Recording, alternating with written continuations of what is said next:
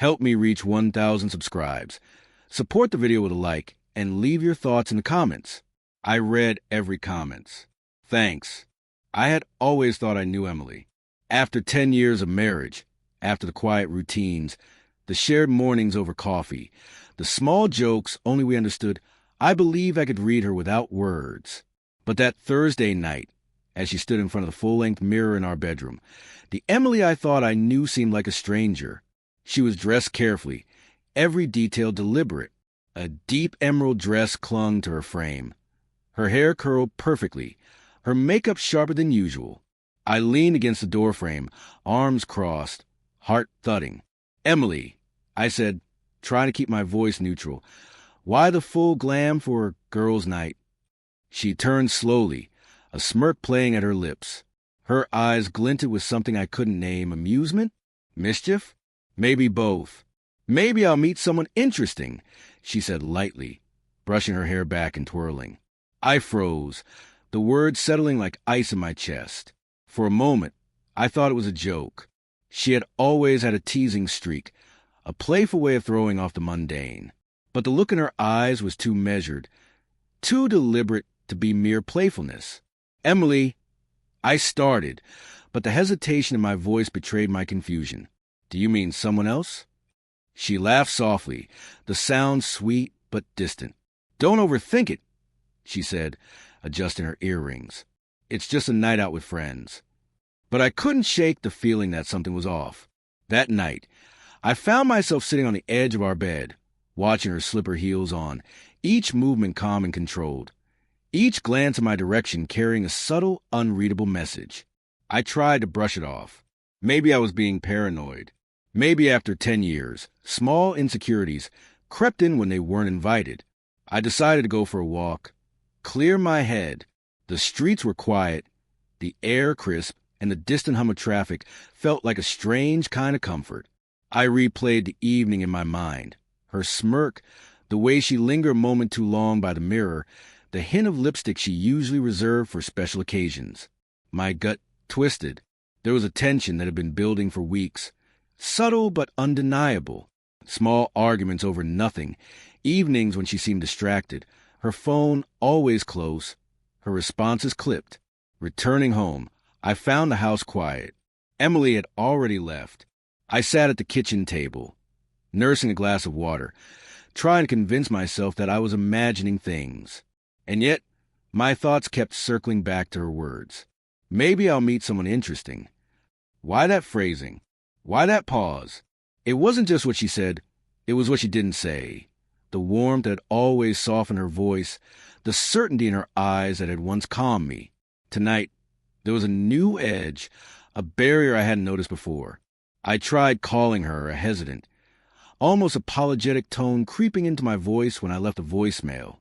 No answer. The anxiety in my chest tightened. I remembered the nights before, small signs I had brushed aside. Her checking out of conversations, her distant smiles, the laughter that no longer reached her eyes. By 10 o'clock, I couldn't take it anymore.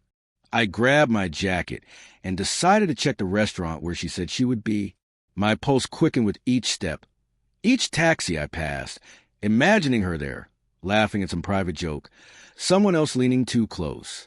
When I arrived, the restaurant was bustling, warm light spilling onto the sidewalk, the sound of clinking glasses and low chatter filling the air.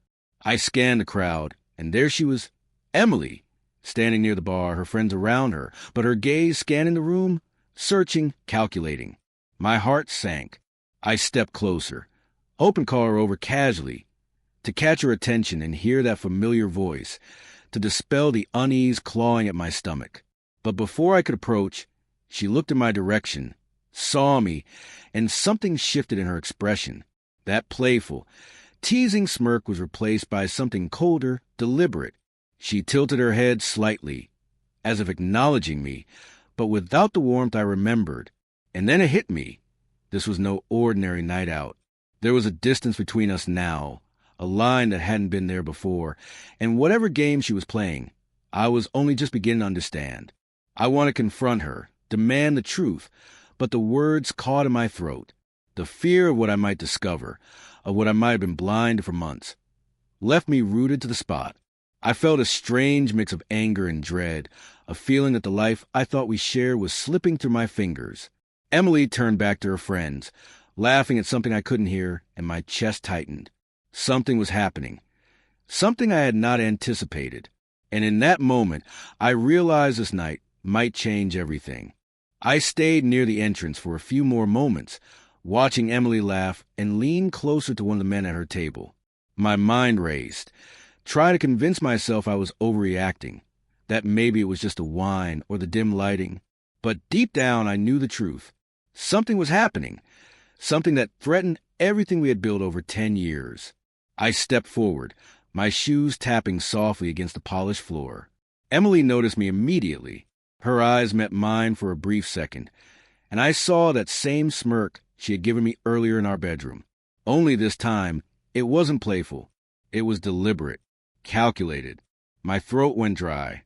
"Emily," I said, my voice steady despite the turmoil twisting inside me. "We need to talk." Her friends exchanged glances, sensing the tension, but Emily waved them off subtly. "Later," she said, her tone light, but her eyes hard. Now isn't the time. I felt a surge of frustration, the kind that had been building quietly for months, years even. The small cracks in our marriage, the late nights alone, the unspoken distance, all of it condensed into this single moment. I couldn't wait anymore. I reached out, gently taking her arm. She flinched, that tiny, familiar flinch that had haunted me for weeks. Her body stiffened and my chest tightened further. "Emily, I'm serious," I said, lowering my voice. "Tell me what's going on. Don't hide behind a night out or a joke. I need the truth." For a moment, she hesitated, her eyes darting away. And then, almost casually, she said the words that made my stomach drop. "Maybe I just wanted to see if someone else notices me the way I notice him." My hands fell to my sides. I blinked, trying to process what I had just heard. "Notices him?" I asked, my voice barely above a whisper. She nodded slowly, her gaze steady now, unflinching. "Yes, James. From my office. He makes me feel alive. Things we've lost in our marriage. And I don't know how to explain it, but I wanted to see if it mattered to me enough to act on it." A cold wave washed over me. Betrayal, disbelief, and hurt collided into a heavy lump in my chest. I thought of our mornings, our nights, the countless small moments that had once felt unbreakable. How could this be happening? How could the woman I trusted, the woman I loved, be standing here, telling me this so calmly? I took a step back, forcing myself to breathe. My mind worked furiously, trying to find some rational explanation, some glimmer of hope that this wasn't the end. But the clarity hit me like a punch. I had ignored the signs, dismissed the subtle changes, and now the truth was laid bare. Emily had already chosen a path I wasn't part of. I began, but my voice faltered. Words seemed pointless against the reality of her confession. I felt a mixture of anger and sorrow, the sting of recognition that I had lost something irreplaceable. Emily took a tentative step closer. "I didn't mean to hurt you, really. I can't lie to myself anymore.